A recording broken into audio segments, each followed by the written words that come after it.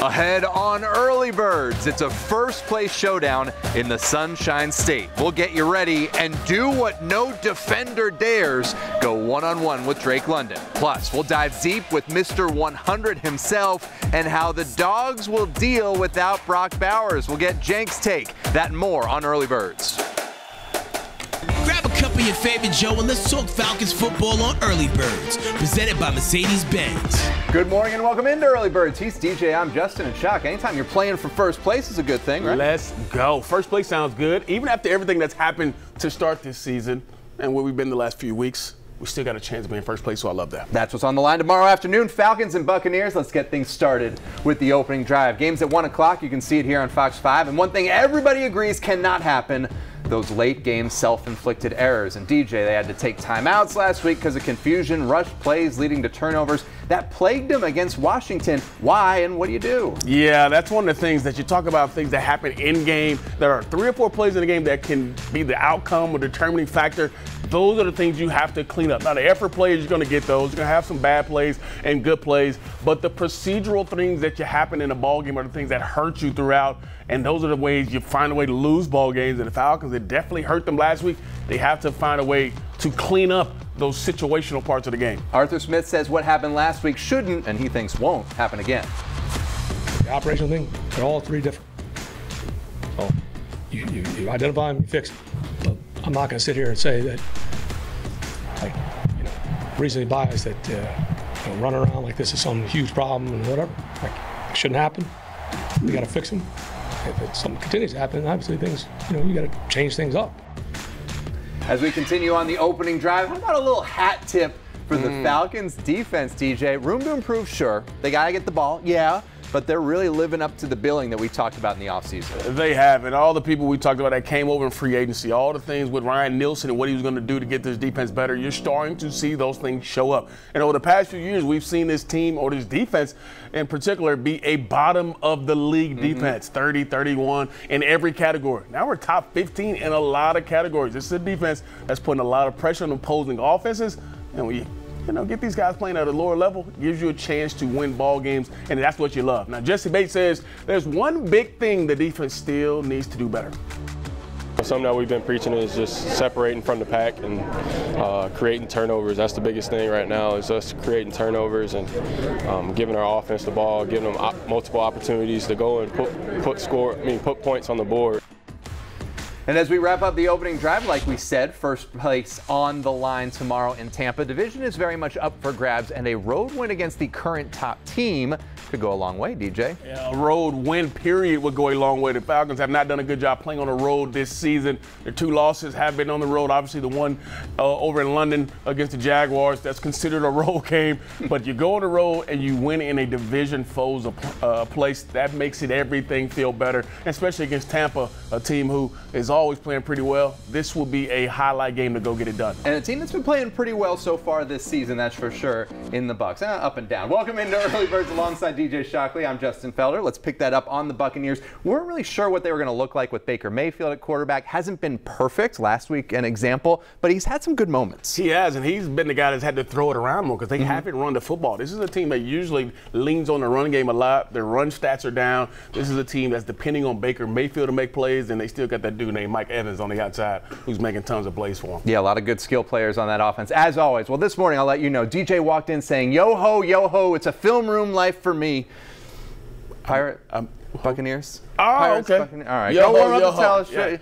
We'll see you in a few. I'll do better next week. But first, Drake London might be in the middle of a breakout. 9 catches for $125 last Sunday. Big part of a passing game that's been racking up yards, but still working on finding the end zone more often. London also added a couple of those highlight reel contested catches along the sideline to his resume. We talked one-on-one this week, and I asked him, on behalf of those of us who can't jump over a cup of coffee, what's it like to catch one on top of somebody else's head?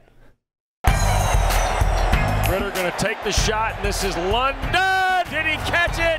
Yes! Drake London at the 45. It's fun. Those are the type of plays you dream about making. I've been playing 3 flags up ever since I was little. Mossing people and stuff like that has been fun.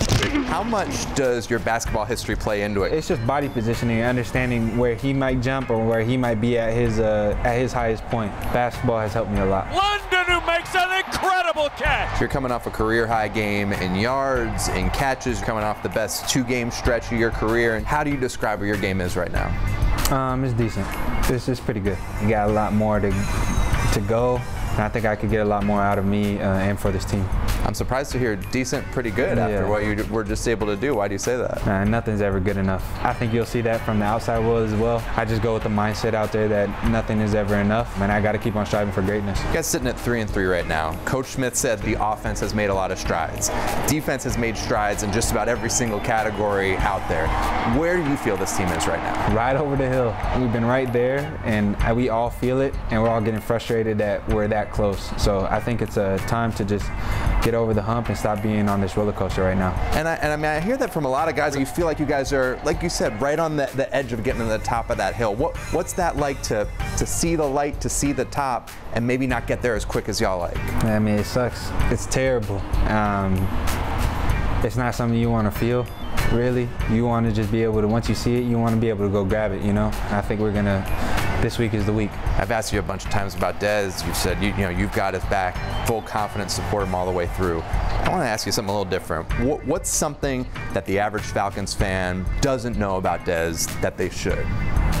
I mean, he's just a great person overall. Like, the human being that he is, he cares for others, he listens to people, and he just has everybody's back at the end of the day. What does it look like when he gets over that hill and gets to the player that you know he can be? I think, honestly, he's there right now.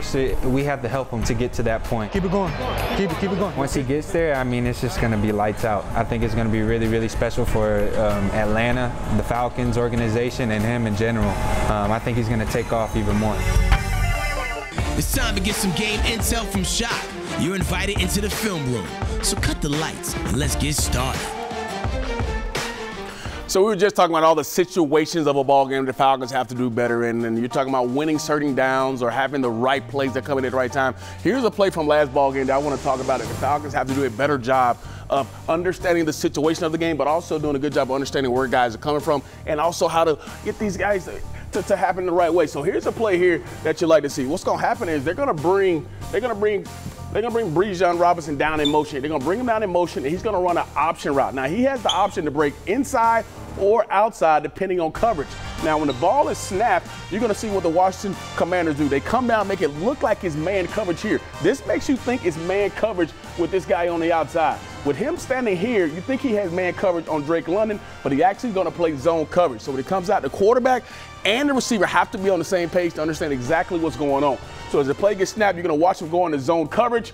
And here's the option right here. Here's the guy you have to read. You have this guy who's standing right here in the zone area. You can't run to where the action is here because you sit down or you just sit down right in front of him. You can have an easier completion right in this area here. But what he does is he runs into the coverage, and now it ends up being an incomplete play, and now you don't get the job done you want. Falcons have to do a better job of understanding exactly the coverage, but also the communication that goes along with these certain routes. And this was fourth down. You got to win on those, Justin. Yeah, valuable learning experience, though, on offense for two young players. Shock, thanks so much. We have more to come on Early Birds. Jank is so excited he gets to talk Ohio State and what Brock Bowers being out means for the Dogs. Plus, I did get fined for it because he complained afterwards. So technically, you couldn't kill quarterbacks like, you know, now. You don't want to get Mr. 100 mad. And he was talking about a future Hall of Famer. We'll go deep with Calais Campbell. Still to come.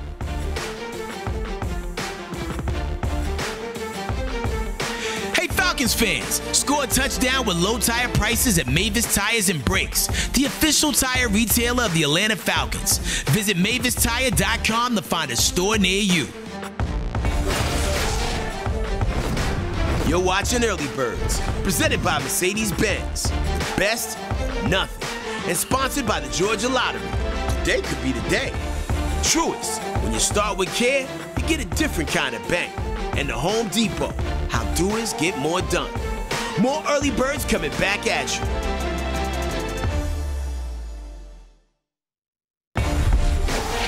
Early Birds, listen up.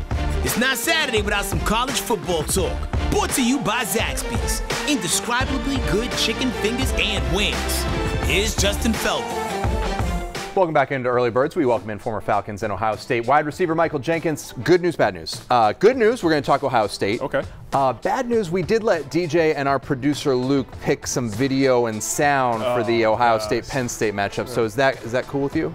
We'll have to see what they show. We will find out. We're going to leave you in suspense for just a moment. Before we get to the Big Ten matchup, big news out of Athens. Star tight end Brock Bowers for the Dogs. He needs surgery on his injured ankle. And Jenks, the Dogs are off today. They got the cocktail party next Saturday.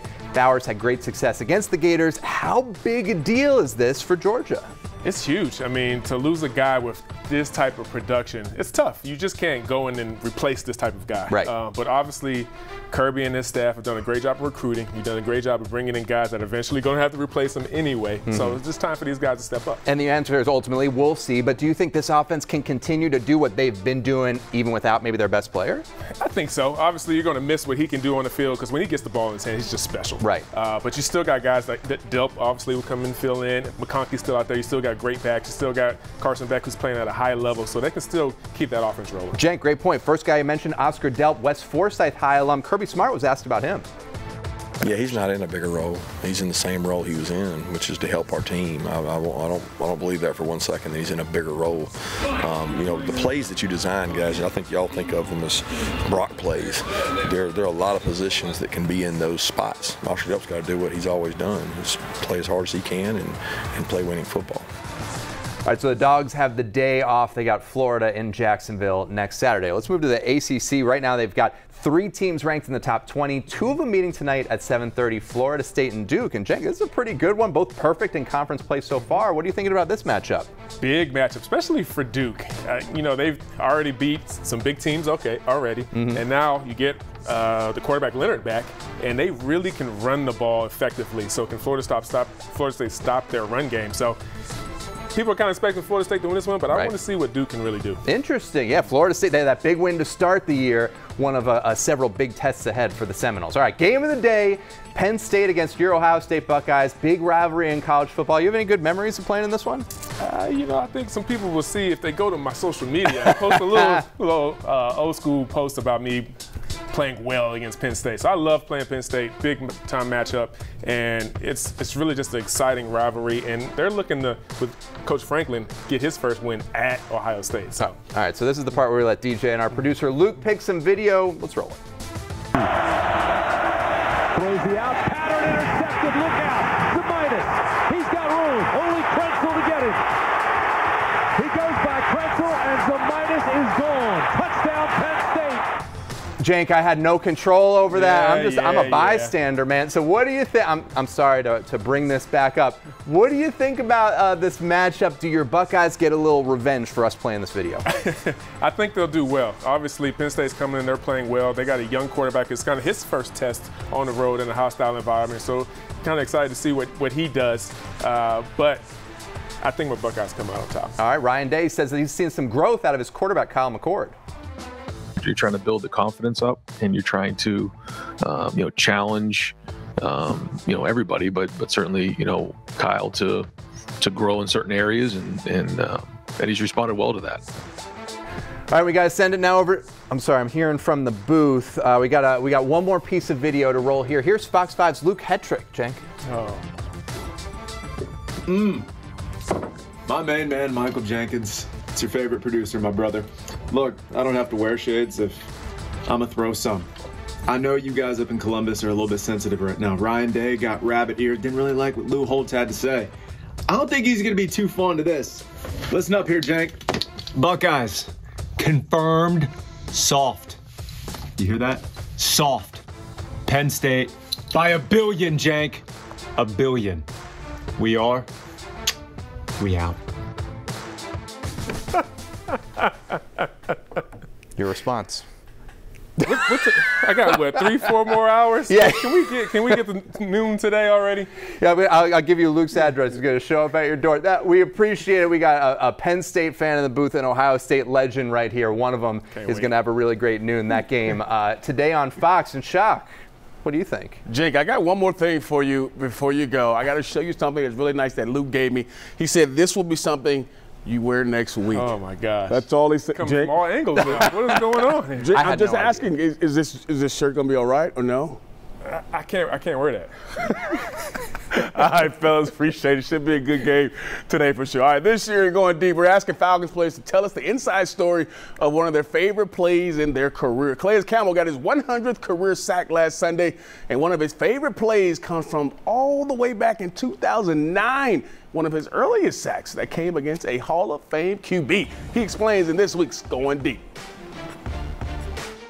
I remember watching a guy named Brett Favre win the Super Bowl when I was a young buck, and then I remember watching the team I rooted for growing up, the Denver Broncos, beating them the very next year in the Super Bowl. The real moment now that I'm in the NFL, 2009, my second year, first year starting, and we're playing against the Minnesota Vikings, which is just weird that, Brett Favre played for the Minnesota Vikings. I remember telling Coach, like, hey, call this play, it's gonna work. And he's looking at me like, young player, don't know anything about football yet. So sure off the next third down, he called the play.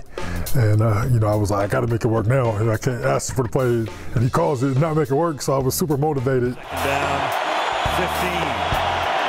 Four-man rush, and they get to him and sling him down. And I, made my little inside step, ripped through the guy. Brett Favre right there for me to just, I grabbed him and this is back where you can kill quarterbacks a little bit. And so I suplexed him and he fumbled, but they called him down, even though when you watch tape, he was not down. I did get fined for it because he complained afterwards. So technically you couldn't kill quarterbacks like you can now, but you can definitely get away with doing a lot more back then. So, but my favorite play, by far. That was a great story from Calais. That was awesome. Still to come, the art of ankle taping. The Falcons team doctor explains after the break. You're watching Early Birds, presented by Mercedes-Benz, on your official home for Falcons football, Fox 5 Atlanta. Welcome back into Early Birds. We talked about the most famous ankle in the state of Georgia right now with Bulldog star Brock Bowers earlier in the show. And you've probably seen players in football get their ankles taped or retaped before, or even during games. We wanted to know more, so that's the focus of this week's Emory Road to Recovery. Ankle taping is something that's commonly done in the NFL, and there's been some data that has shown that it does provide an increased level of stability to the ankle joint and may lessen some incidents of ankle sprains. It does not completely prevent ankle injuries, of course, but certain athletes do benefit from that extra stability of taping, and then a lot of athletes have gotten used to doing it over the years where they feel more not only physically comfortable or stable, but also mentally comfortable wearing ankle tape. So there is definitely a role for ankle taping. It's very commonly used, and I do think that there is an somewhat decreased incident of ankle sprains when you do tape. Thanks, Doc. Gonna get Justin's ankle tape here in the break. All right, more to come on Early Birds. The Falcons gave a special night to some very deserving fans. We'll tell you all about that after the break. It's almost game time, Falcons fans. When the Falcons sack the opposing QB at home, you'll score a BOGO free Big Zack snack meal the day after the game. Valid online only at Atlanta area stores. Early Birds has been presented to you by Mercedes-Benz. The best or nothing.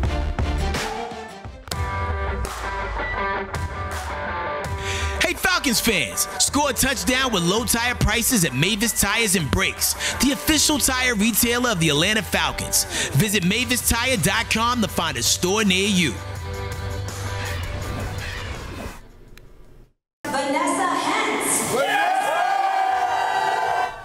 Well, in honor of Breast Cancer Awareness Month, the Falcons celebrated 10 fighters and survivors earlier this week. Group treated a day of pampering, manicures, hairstyles. This is really cool, Shock. It is pretty cool. I mean, you always love to see these women get celebrated. It's always cool. Over at the stadium, very deserving Falcons fans, and a really cool event. Before we go, Bucs and Falcons tomorrow at 1 here on Fox 5. Real quick, Shock, another matchup to watch in this big game. Ooh, how about right in the middle? Ooh, yeah. Vita Vea. He leads their team in sacks, 3.5 sacks. He is a menace on the inside. We got to make sure he doesn't wreak havoc in the pass game and the run game. Yeah, big day for Chris Lindstrom. Opportunity for the inside of that line. Maybe get the run game going, slow down that pass rush. All right, that is it for us here on Early Birds. For DJ Shockley, I'm Justin Felder. Thank you so much for joining us. Have a good morning and a great rest of your weekend.